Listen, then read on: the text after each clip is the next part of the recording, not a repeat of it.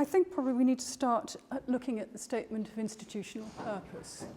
I'm going to read what it says there. You can read it yourself, but it's just, I don't want to read from slides all the way through. That can get very sort of wearisome for everybody. But just to be quick, the object of this institution is to afford to females who've been leading a sinful course of life, we'll talk about that in a minute, and express a desire of returning to the path of virtue, a temporary refuge where they may be sheltered from temptation, be provided with proper employment, and receive religious and useful instruction, until an opportunity occur for restoring them to their friends, transferring them to a penitentiary, or placing them in some situation where they may procure for themselves an honest livelihood. Now, before we go any further, we really need to start unpacking some of these terms. When was that written? That was written in 1838. And where was the refuge? The refuge was, well, we're coming to that. I'll tell you.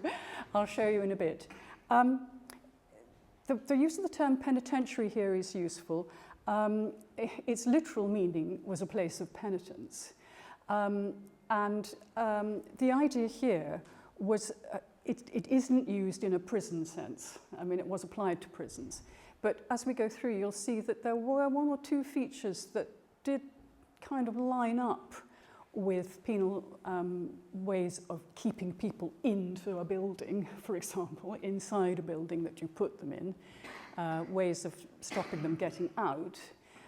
So we'll find that there was a little bit of that kind of penal practice, certainly in the design of the building.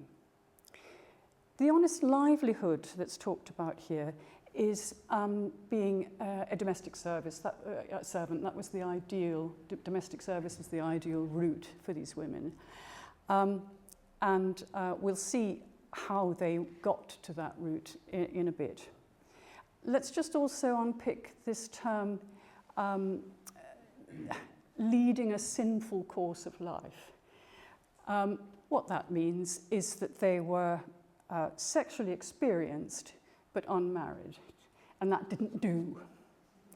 So it could mean anything from one wrong step to earning a living by prostitution. And the main reason why most women worked on the streets as prostitutes was financial, arising from irregular work, unreliable work, seasonal work, and obviously the nature of Cambridge, with its high population of men around during the year of all ages, meant that sex work was actually a relatively stable option for quite a lot of women. But it was not necessarily a safe one, as we shall see. So let me just turn over my page, click the arrow, and here, I love this picture.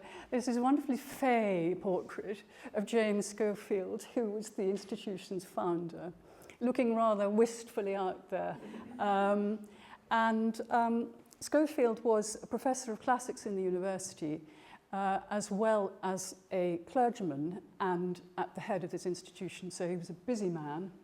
And his wife points that out in that comment from Harriet, who says that the Cambridge Female Refuge claimed a large portion of his time and thoughts, and indeed it did. I mean, he was at every meeting for, I don't know how, I can't remember exactly when he stepped down, but he was very dedicated to this project. He was quite an interesting chap in as much as that his mentor, as he was training for the church, was Charles Simeon, who was not exactly evangelical, but he was certainly somebody who felt that clergymen should work in the world. They should be out there doing. And so this very much struck a chord, I think, with Schofield, who took the refuge to be his work in the world, and what he thought was a significant work, and hoped would be a significant work.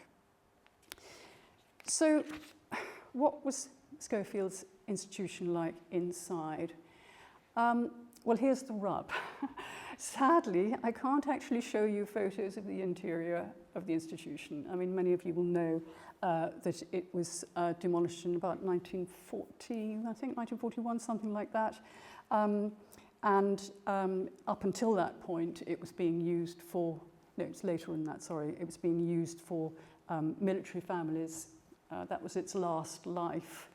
But what I can do is I can recover the descriptions and some drawings of the kinds of household objects that the inmates are likely to have known, and the furnishings as well. So, I mean, why does what it looks like inside matter? It matters because in the 19th century, there was a great deal of interest, and you'll know this from your own research, some of you, I'm sure, in the domestic environment and its beneficial effects. Although the Cambridge Female Refuge was partly an industrial laundry where women did sewing work and washing work to pay for their keep and to keep the institution with some source of income beyond voluntary contributions and gifts, it was also seen as a temporary home for women, for its inmates. And we need to bear in mind the Victorian idea of home, which was, home was not exactly sacred, but it was, homeliness was understood as a very benevolent force in itself. The Victorians particularly, but not exclusively, the middle classes, saw domesticity as a kind of virtue and used objects to adorn, decorate, and enhance the domestic hearth and home. So we're talking about stuff, furnishings, ornaments, pictures, clocks, stuffed birds, you name it. And I mean, certain objects had greater moral heft because of their symbolism and content. So the family Bible, if you could afford a family Bible, took pride of place on bookshelves, and its presence in the room elevated the tone and reinforced the sanctity of the well-ordered Christian household. And additional trimmings like drapes over chairs, sofas, and mantelpieces all created a sense of coziness. Towards the end of the 19th century, if you look at some of the interior photographs of the interiors of middle-class households, and others too, not just middle class, I mean, every surface is covered, absolutely every surface. There are tassels hanging down from a thing across the fireplace. It's actually sometimes quite overwhelming. So, a sense of coziness. Well, how you're going to achieve a sense of coziness in an institution for fallen women is difficult to tell. Some of these women came from very difficult backgrounds and had very difficult lives, and we shall see a little bit more about that in a moment. So, the refuge started life in 1838 in rented premises in a house called Dover Cottage on East Road. Some of you may know about this house, and it was rented, so it was an experiment. It was their first premises, and Schofield got money to, let me just put that there. He had a very good eye when it came to money, and he was very good at advertising the intention for this building and getting sponsors and locals to donate towards what he felt, and many of them felt, was a good project and needed to be done. It also has to be said, before I go on and talk a little bit more about the house, is that prostitutes were not popular. They were generally rather demonized because they could carry disease, which was not necessarily their fault. In most cases it wasn't. But they were seen as a scourge, and this is part of the principle behind this institution, was to try to turn them around, turn their lives around, make them respectable through giving them a skill so that they could sew and wash and earn their own livings and get a job in domestic service in a respectable household, which the institution would find for them. So, back to the first premises. So, a house in Dover Cottage on East Road was their first institutional setting. The problem with it, although it was quite big, was that it wasn't the right shape. One of the problems that they had was in one dormitory upstairs, there was not enough ventilation, and women were starting to get unwell. This really alarmed Schofield and the rest of the committee. And women ended up, because it was so hot at the top, dragging mattresses down onto the floor downstairs in order that they could sleep in the boardroom, which was cooler. And this, of course, couldn't possibly carry on. It couldn't certainly be tolerated long term. So, fortuitously, there was a building plot, which came available on the market behind Ambrose Poynter's Christchurch, which we can see here on the right and on the left. And where Stanton House sits now is pretty much the Refuge's original site, its footprint. And when Poynter finished Christchurch, this plot that's now built on became available for buying, and immediately Schofield bought it. And that was going to be the plot that they would then build at the Refuge, which is this little this roof line that you can see on the left here. And that was, of course, ideal because it faced onto the church. So there was a sort of message coming from the building, plus it was a place that inmates worshipped in. They had their own pew to stop people looking at them when they went into services, and they went every Sunday. So this was a very fortuitous site for them, which they began as soon as they could. The roof line here just gives us an idea of where it was. I mean, we've still got a little bit of wall, which I can show you in a moment, but it ran laterally that way. To all intents and purposes, it would have looked like a row of terraced houses, I would think. But it does have this rather smart entrance. You can just see the top of the entrance, and that's a sort of mark of status, really, in as much as the board would come through here, visitors, special visitors would come through there, but significantly the women applying would come to that door, and it needed to be prominent so that they could see it easily, ring the bell and get in quickly. It's got a small porch so that they wouldn't be hanging around too much on the outside.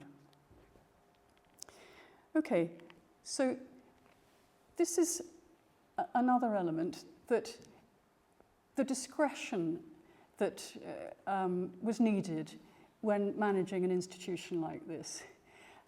It didn't necessarily hide itself. It wasn't a secret.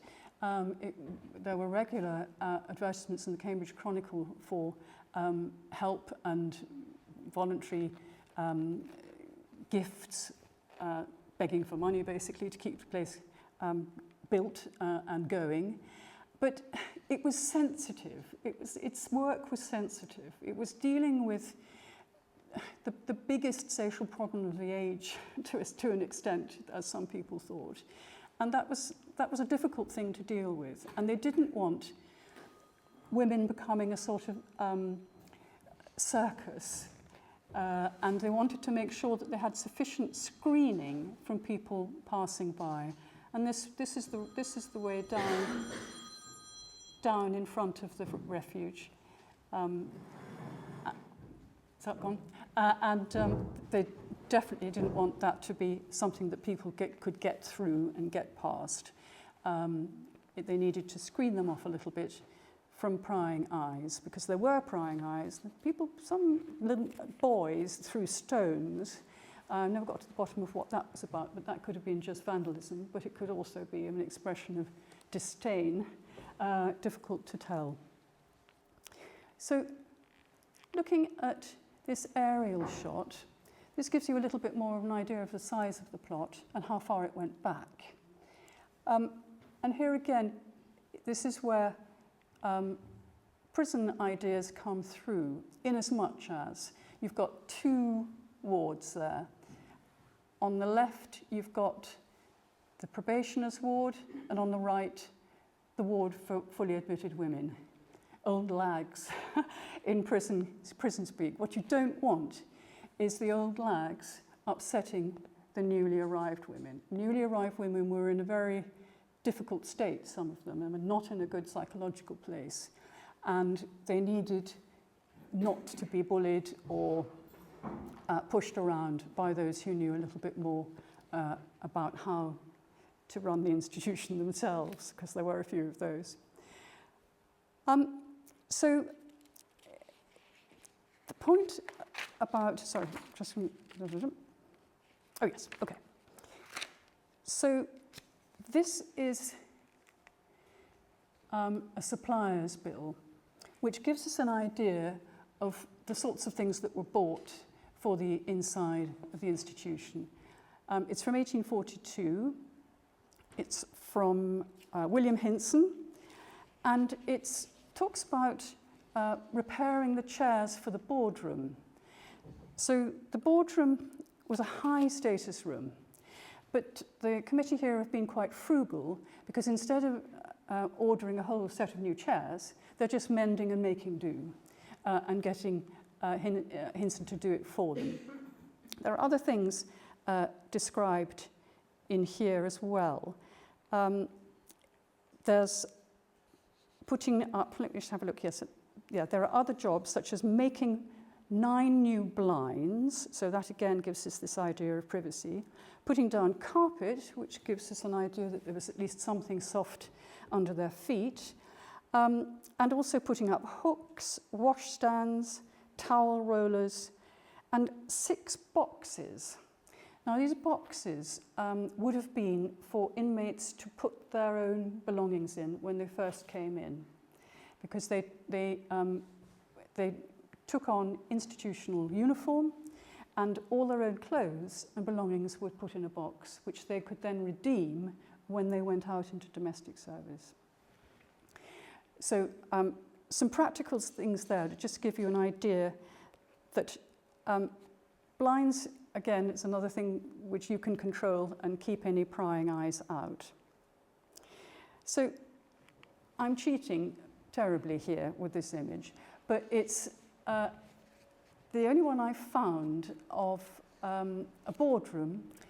This is the boardroom of the Reformatory and Refuge Union Council room of the Reformatory and Refuge Union. This was a big outfit which advised people like James Schofield and any others who were interested in starting an institution of this sort.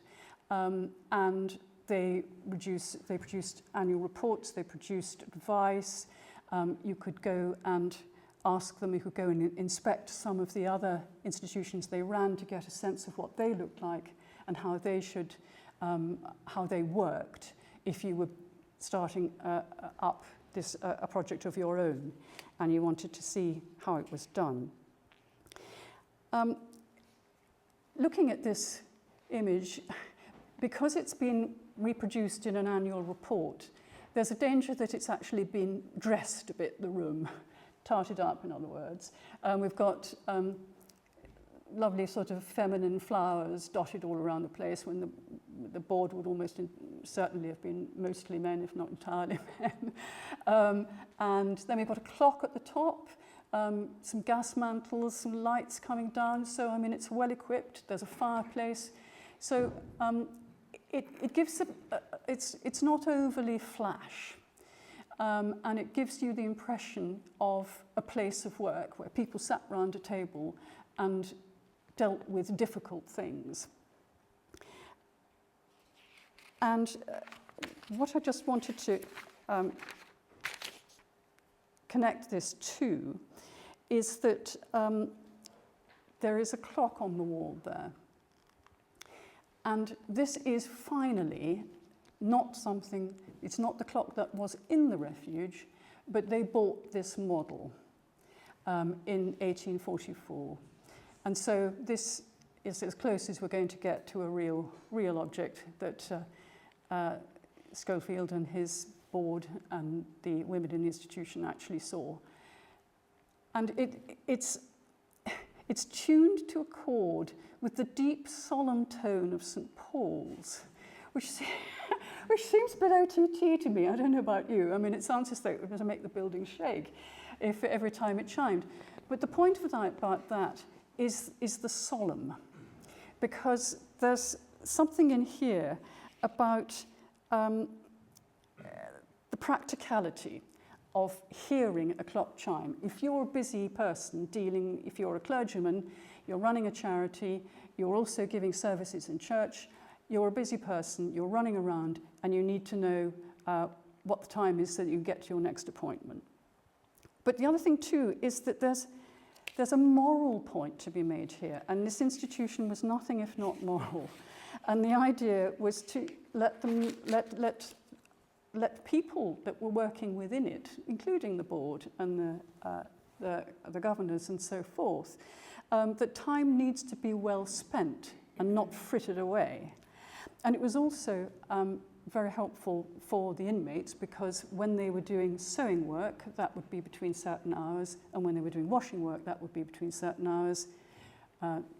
Meal times would be at certain hours and so forth. So this was an object that would have been heard around the house and is, a kind of vital tool for everybody to make sure that everybody's doing the right thing at the right time. Now, just to give you an idea of the sorts of things that inmates would have read, here are two they're very popular books actually at the time. The Diamond New Testament was quite cheap and cheerful, but it did what was required and gave sort of daily lessons for what you should be reading, daily prayers to be said at different times in the day, and so on and so forth. So it gave you a structure for respectable Christian adherence. The point about Christianity is that getting women back into the right path was something to do with giving them a guidebook to life. And the Bible served as a guidebook. There were no lifestyle gurus. This was the way to go. And so this is why these two books were in their library. And they learned to read and write from engaging with the religious text provided. So actually it served a double function in as much as it aided their literacy. A lot of them couldn't read. More than that, couldn't write. Writing was much less common than being able to read. So this became a teaching tool as well as a practical tool for reading and writing and being able to function then in the world outside with literacy skills. There's another thing here that I just couldn't resist. Religious objects signal their status, and in terms of institutional priorities, they were particularly valuable. And in 1845, the committee acquired a small lectern on wheels, which was brought into the workroom where the women were working, while the visiting chaplain would say family prayers. So you've got this sort of, I don't know, it feels to me a little bit like a sort of wheelie suitcase, that comes into the room, and the chaplain starts up and reads them some prayers while they're working, so that even when they're working, there's this message is coming across to them. And I just thought that was a lovely object. Of course, we haven't got one, I'm afraid to say. Just having a look here then. This again is another cheat. This is, because it's the closest I could get, this is a workroom, purportedly, from the Albion Hill Hotel, the Albion Hill Home in Brighton, which Ellis Hopkins knew very well. I'm sure some of you know about Ellis Hopkins as a Cambridge girl. And this is the workroom in this home that she really liked in Brighton and supported. And it provides really quite an interesting view of what's going on at this point. on the back there, just up at the top, you've got "Go and sin no more." Can't read the top line itself. So straight away you get the message that sinning is not a good thing, and all these women would have been deemed to have been sinners, and we'll come back to that when we look at a couple of testimonies. But we've got pictures around the wall, so an attempt at homeliness. We've got a caged bird in the window, which is, well, it's kind of emblematic perhaps, of women who are shut up in an institution, but it's also a kind of domestic touch, in as much as people did keep caged birds. And we have got pictures, and we've got a few ornaments on the mantelpiece along there. We've got somebody in the corner sort of boasting modernity with a sewing machine. And then we've got the rest of the women doing their sewing work. They didn't just wash, they sewed as well, made sheets, made underwear, made night dresses, you name it, they made it and sold it. And they've got their heads down, again, suggesting that's an appropriate stance to have, to be working, sitting at your work. At the other end of the table, we've got a chair, an empty chair, and that's where probably the matron would have sat to keep an eye on them, because you can see that this is a nice configuration for checking who's working and who's whispering to who.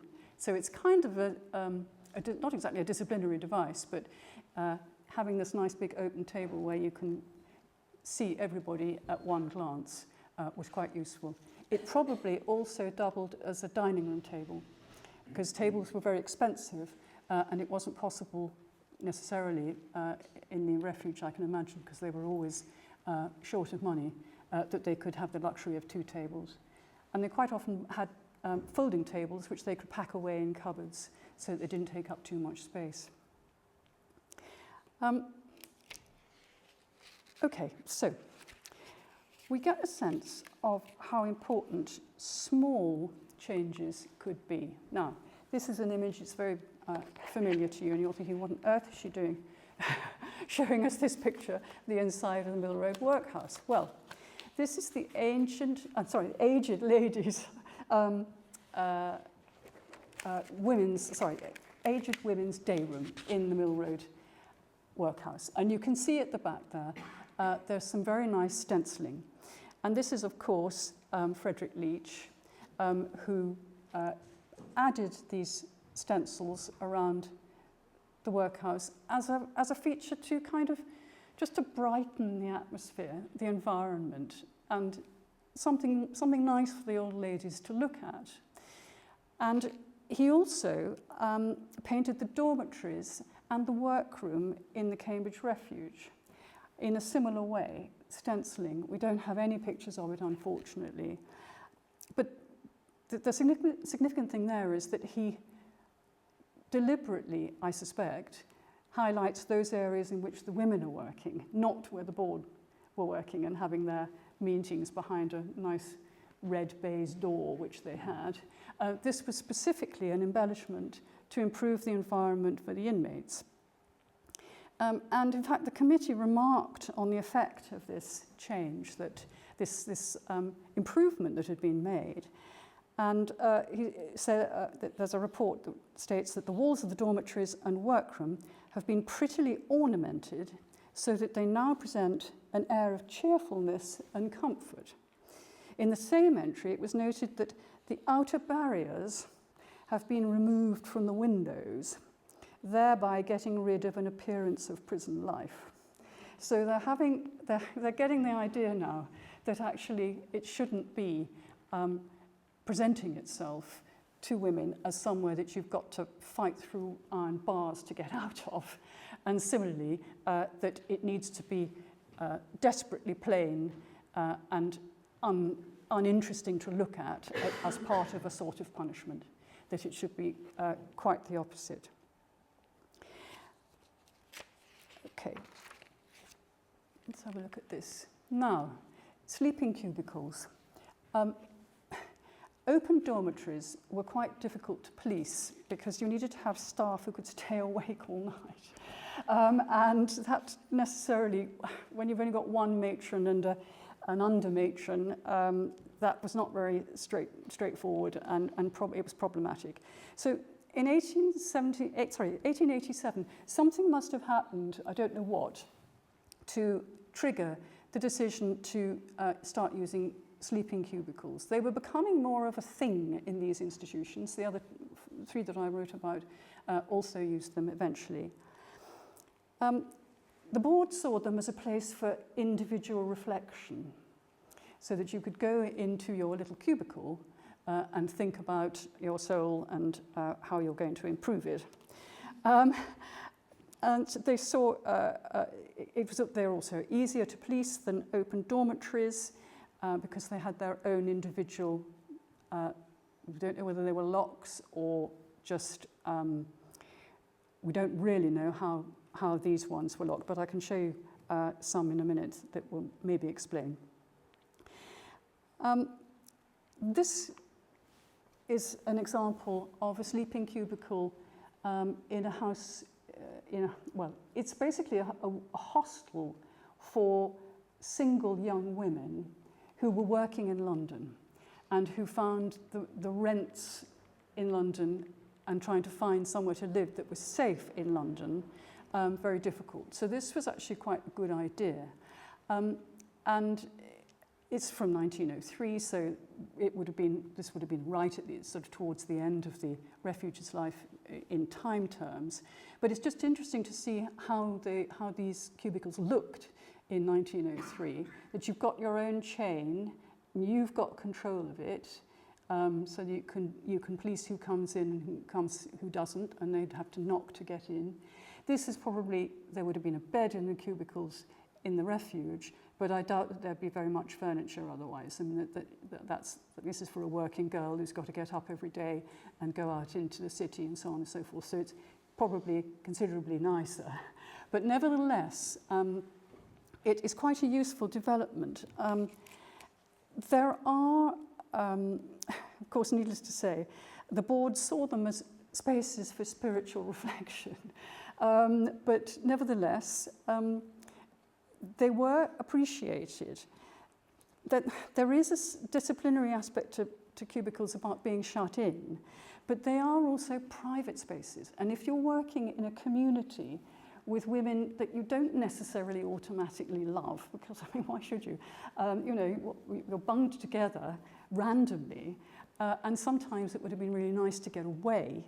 And this is where they could have gone, to something like this. And there's also the point about the privacy, but also they could have their personal possessions with them. And the board, again, in an annual report, note that inmates have each their little treasures, pictures, photographs, illuminated texts, and so forth, which they have in their rooms, just to brighten them up.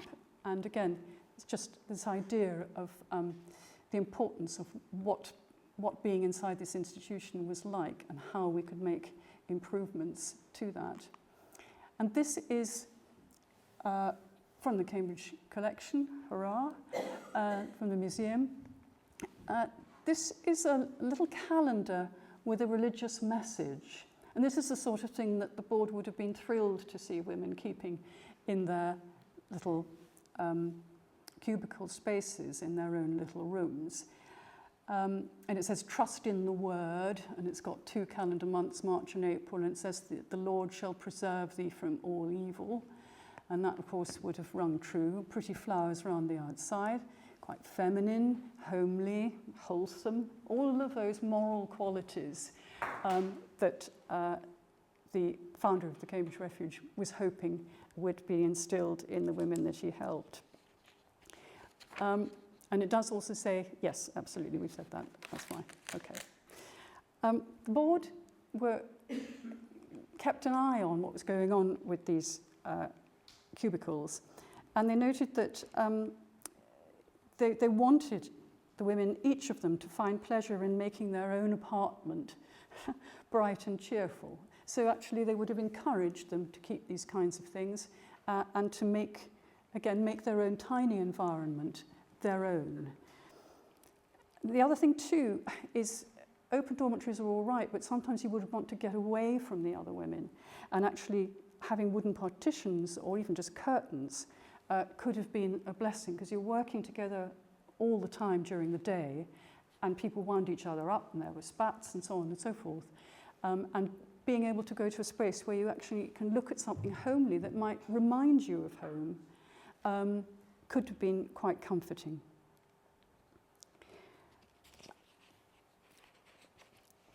The other thing is just, how am I doing for time? Sorry, I've slightly lost the plot. So how long have I got? Right, well, it's all right, don't worry, I'm nearly done.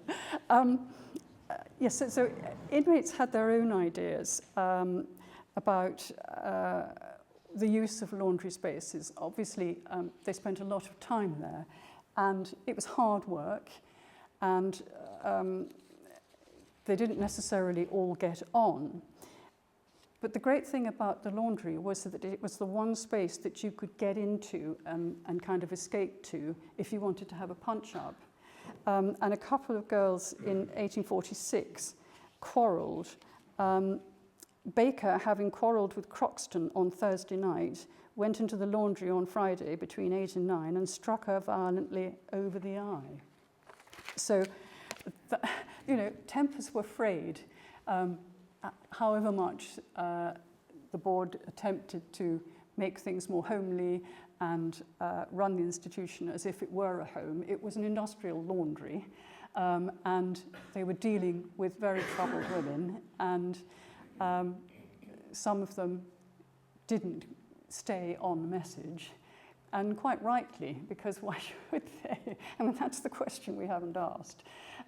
This was just the culture of the time. It was not done to be a woman who had had sexual intercourse who was not married, and something needed to be done about it in the eyes of society. In the eyes of the women, it was actually probably not very significant, but if you wanted to get a respectable job, or if society wanted to steer you towards a respectable job, you had to sort of show that you would reform and that you would not be the same person again. In the respect of your sexual behaviour. And as I said at the beginning, most of the women who were on the streets were there because they were needed food on the table. It was as simple as that. So just to say, the next thing is creature comforts. And I've always wondered how, apart from fires, they would have heated this building, because open fires would have been quite dangerous, and there were one or two occasions when people got too close to the fire. And the board looked at these patent stoves, which they would have put around the house, probably more in the boardroom, I don't know. They probably would have had a fire in the boardroom. But it just gives you an idea that they were conscious that they needed to heat the place properly in order that women could work in a reasonably kind of friendly environment in terms of comfort. And also inmates were not shy of complaining about the conditions inside.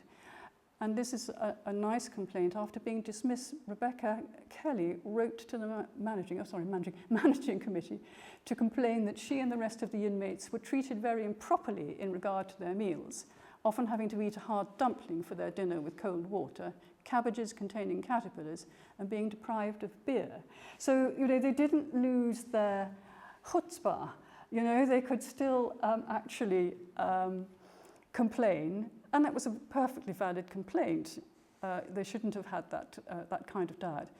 The cabbages were probably grown in the back garden, which is why they were used more than was necessary. But I always liked this idea that the women didn't take too much nonsense and weren't afraid to stand up for what they saw as their own rights, which is absolutely fair enough.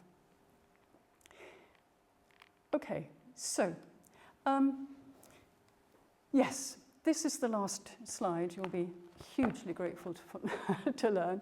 But this is a project that I'm leading in association with the team at the Museum of Cambridge, which is about writing up the interview testimony that these women gave.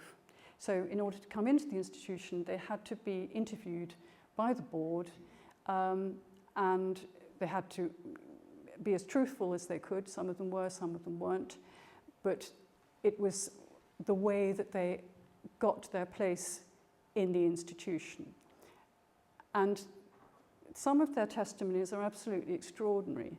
And they're also, some of them are quite distressing, but others are more encouraging. There's a whole range.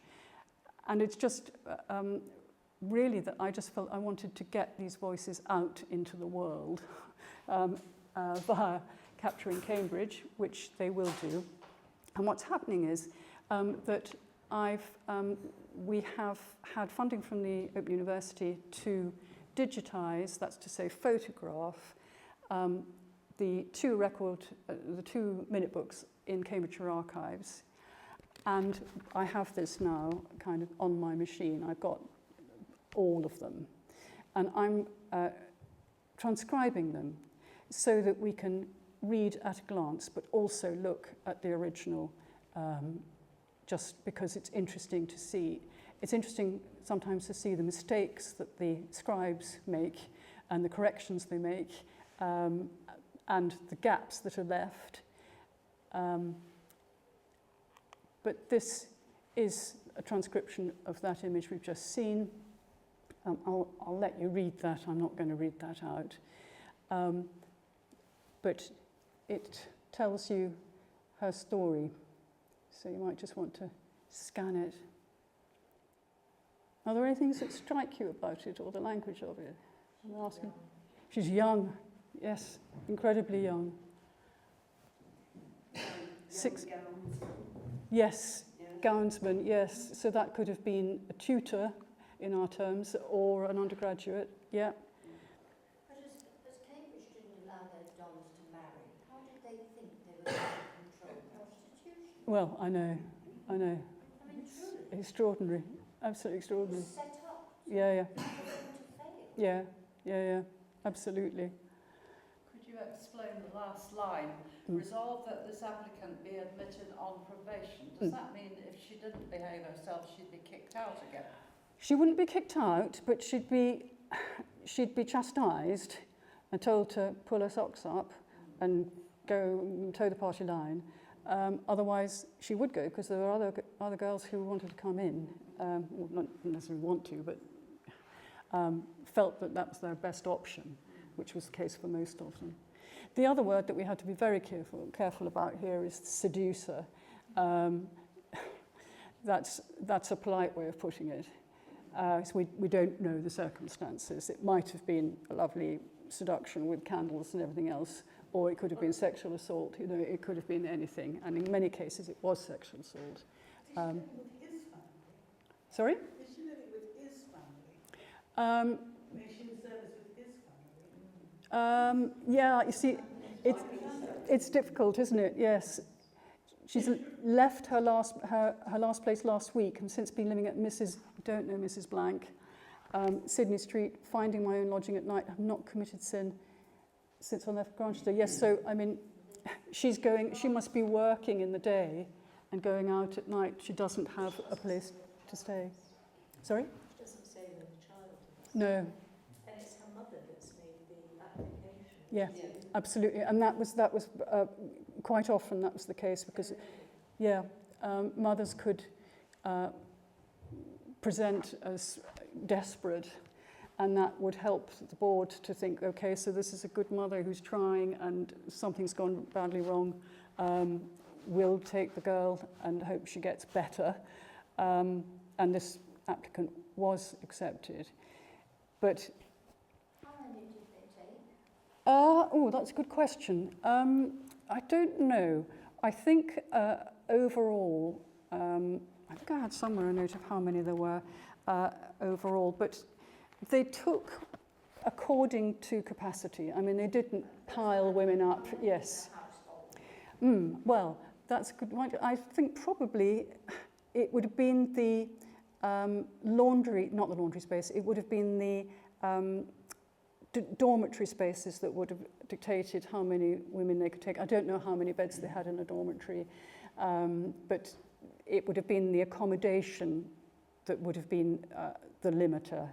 And how long did they stay? Usually 2 years, which is a sizable chunk of a young woman's life. And did they get any money? Or were they, I mean, it was just that they had their board and lodging? They had their board and lodging.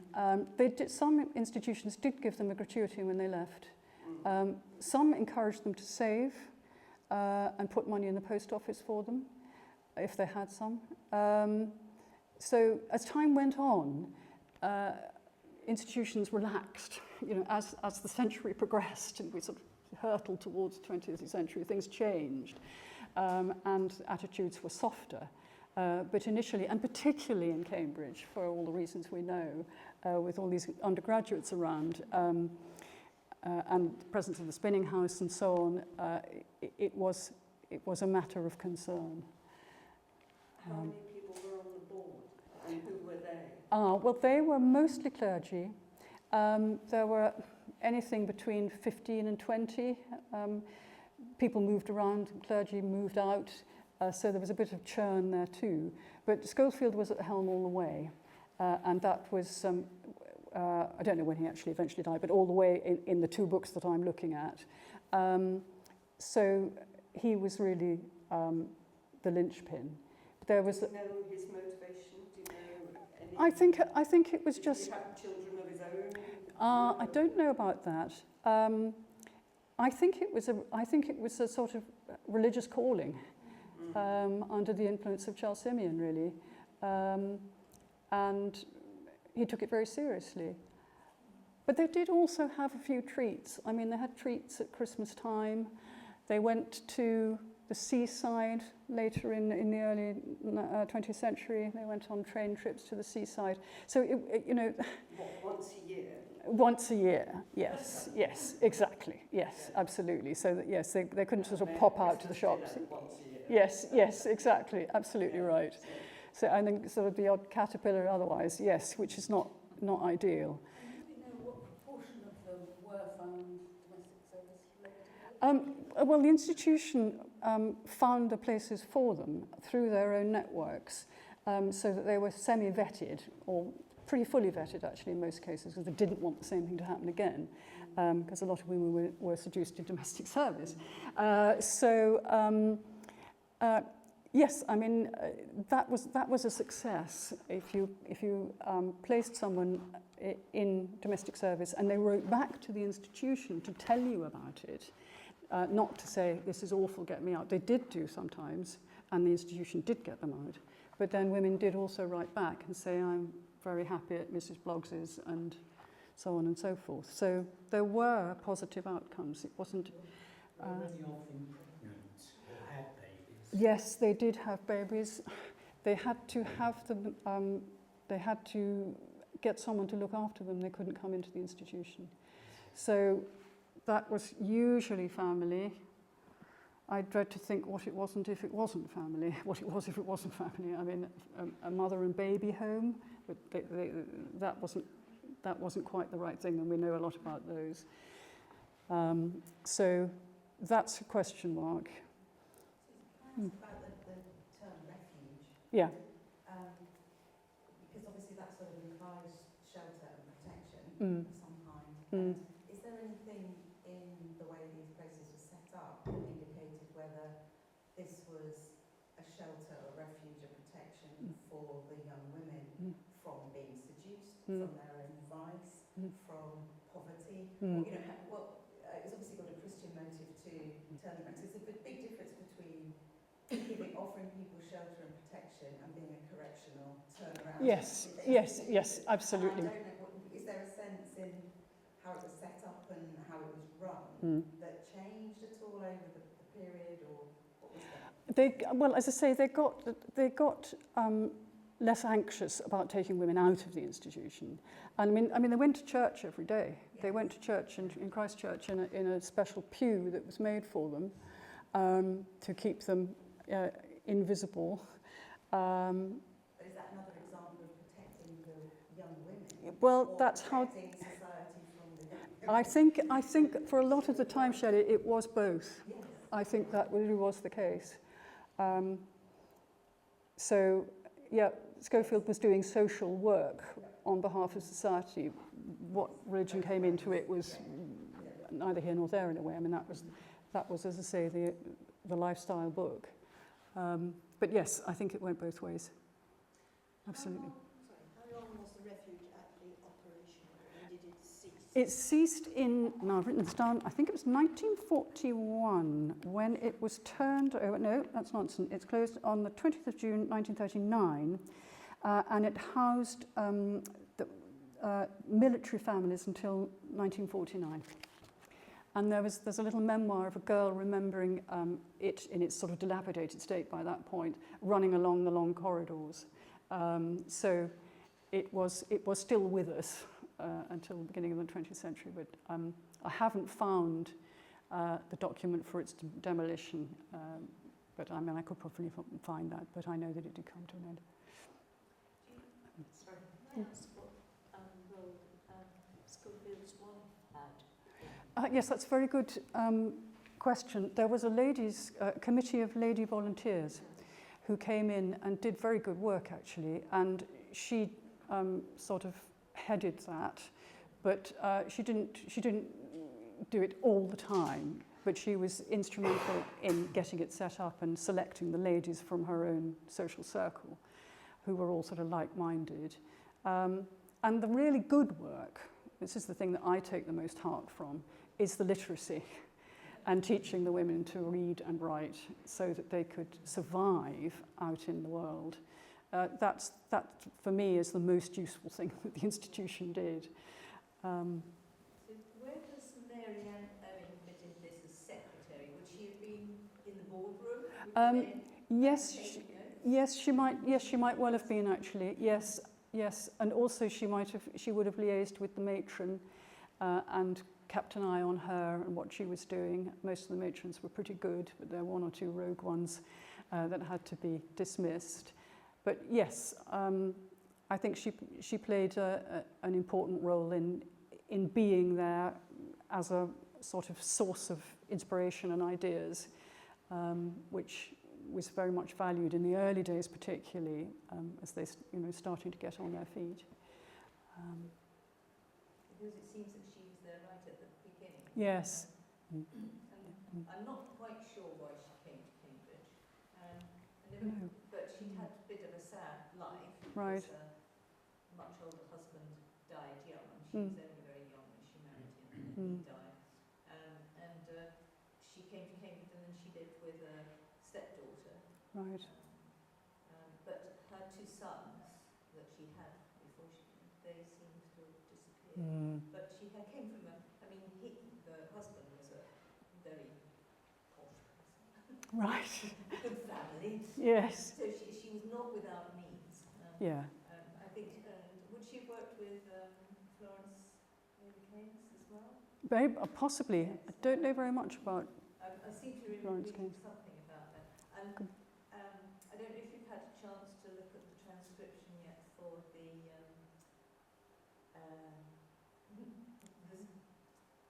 spinning house. Yes. Whether there's any cross-referencing with the young lady? Well, the spinning house is Caroline's zone, really. By which I mean Caroline, who wrote this. Yeah, okay. And she knows a lot about it. I looked at a few spinning house records in the university library. And there is some crossover. There are lots of crossovers. I mean, a lot of the girls who came to the refuge had already been in the spinning house. So I didn't bring that forward in this because I was thinking more about the inside. But yes, so in comparison with the spinning house, I'm guessing the refuge was probably quite a lot better. And yeah, absolutely. There was I haven't got the number in my head, but there were many of them who came from the spinning house. I've seen reports in the paper of disgruntled committee saying, it wasn't very well, but then they keep going back in, and suggesting that proportion of women that kind of failed Yes. was quite high. But then it may have been that they were full of bias. Well, yes. Yeah, I mean, their judgment of what failure and success was could be very different from what women themselves perceived. Were you always taken in by someone else? You were saying about, sort of people, there's a lovely porch, as it were, so they could get in. Yeah. Is it ever the case that young women just went on their own accord? Oh, yes. Oh, yes. So it was both. It wasn't, people were not just taken. No, there was a timetable for getting in. There was a timetable for when you could ring to bang on the door and ask for a place. So there were instructions. I assumed a certain amount of literacy or numeracy, but it was at least there, or word of mouth. And I think word of mouth was absolutely essential. And families passed on, actually, once they'd got a girl in and they were relieved, that passed through to other families as well. Presumably the idea was to get a young girl like this into the refuge so that she didn't end up in the spinning house. Yes, exactly. Yes. That was presumably the intention. Absolutely. It didn't always work. Because by comparison, it was a hell of a lot nicer. Yes. Since they decided it in Barnwell, wasn't it? Yes. There was the place for all the bottles, as I remember. Absolutely. Yes. Yes. And my interest has peaked a little bit more since we moved near Barnwell. And I'm looking constantly for relics. Yes, I'm very proud that I live in Barnwell, as was. Just like us Romsey people. Yeah, there you go. Absolutely. Is it known what happened to Darnell? No. Let me think. No, I can't remember this one offhand. But if she'd been admitted, if it went well, she would have gone into domestic service. If everything had worked out as smoothly as it should have done, and that would be a good domestic service, not one where she would be exploited. And the Ladies' Committee were quite good at vetting those, and also, of course, of finding them. You had all the Cambridge ladies, they've all got servants. That was the prime kind of option, was to get them into a local house that you knew, or the people that you knew. So that would have been improved by the Dons getting married. Yes, in 1980. absolutely. Yeah, yeah. And Yes, that would have made a huge difference. changing slightly. Yeah, yeah, yeah. And it would be much safer for the women.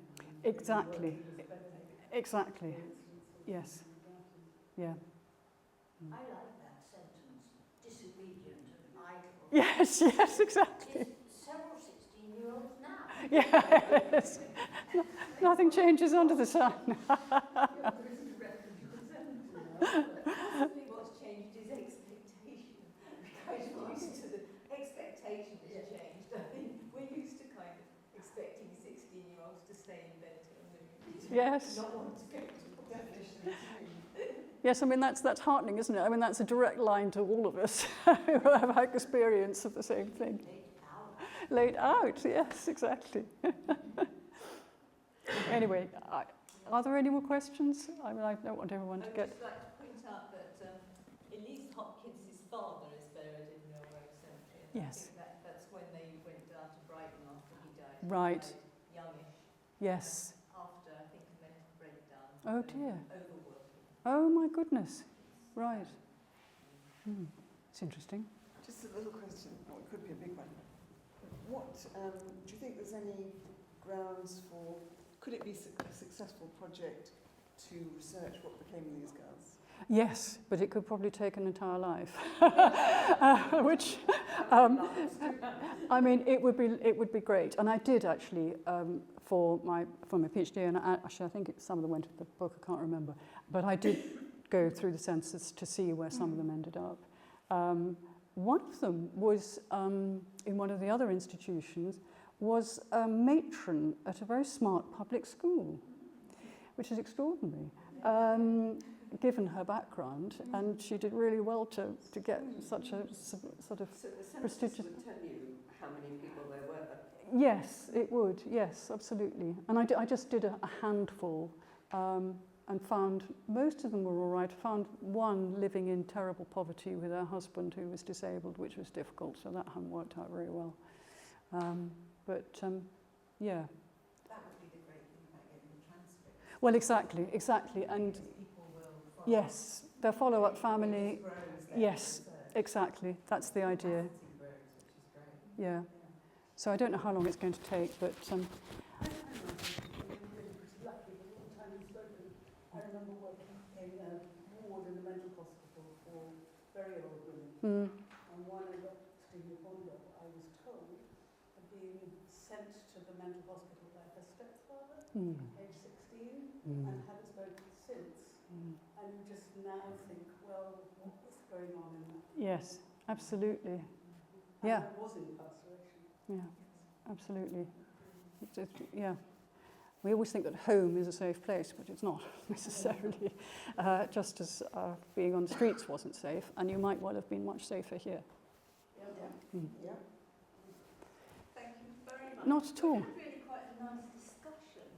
Yes, well, that's good. It's been. Very often, the speaker sort of asks about questions, and there aren't many questions, but I didn't even stand up tonight and nod it all yourself, which is really nice because it's something that I've often thought that would be nice if we actually discussed. So That's I great. will be looking forward very much for this coming up. And I don't know if you've seen the work that Laura Houston put up about the people who are applying for out relief, basically. Right. From the Charity Commission. So basically, all these things tie up. They do. Poverty, a lot of it. Anyway, Oh, this is. thank you very much. Oh, lovely.